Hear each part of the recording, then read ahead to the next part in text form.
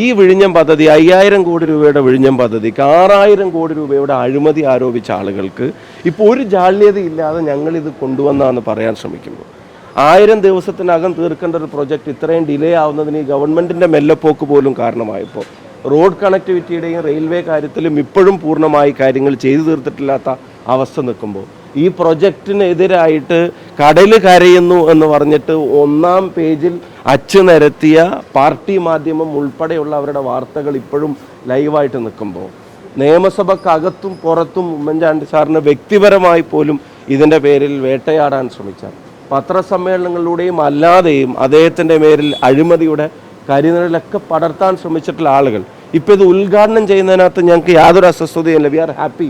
കേരളത്തിന് അങ്ങനെ ഒരു ഫെസിലിറ്റി അന്നത്തെ ഗവൺമെൻറ് അത് ദീർഘവീക്ഷണത്തോടെ ചെയ്തത്, അത് യാഥാർത്ഥ്യമാവുന്നതിനകത്ത് സന്തുഷ്ടരായിട്ടുള്ള ആളുകളാണ് ഞങ്ങൾ. മെട്രോക്ക് കുമ്മനം രാജശേഖരനും വിഴിഞ്ഞത്തിന് രാജീവ് ചന്ദ്രശേഖരനും വരാം.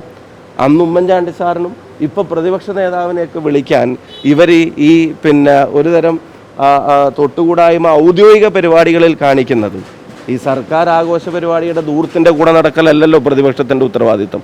പക്ഷേ ഇത്തരം ഔദ്യോഗിക പരിപാടികളിൽ ഈ തൊട്ടുകൂടായ്മ കാണിക്കുന്നത് BJP തൃപ്തിപ്പെടുത്താൻ കൂടിയാണ്. BJPക്ക് കോൺഗ്രസ് വിരുദ്ധതയുടെ കാര്യത്തിൽ BJPയോട് ചേർന്ന് നിന്നിട്ട് പറയാം ഞങ്ങളും അക്കാര്യത്തിൽ കൂടെ ഉണ്ടെന്നുള്ള സന്ദേശം നരേന്ദ്രമോദിക്ക് കൊടുക്കാൻ വേണ്ടി കൂടിയാണ്. ഏറ്റവും പുതിയ വാർത്തകളും വിശേഷങ്ങളും വിരൽത്തുമ്പിലറിയാൻ സീ മലയാളം ന്യൂസ് എല്ലാ ഡിജിറ്റൽ പ്ലാറ്റ്ഫോമുകളിലും ലഭ്യം.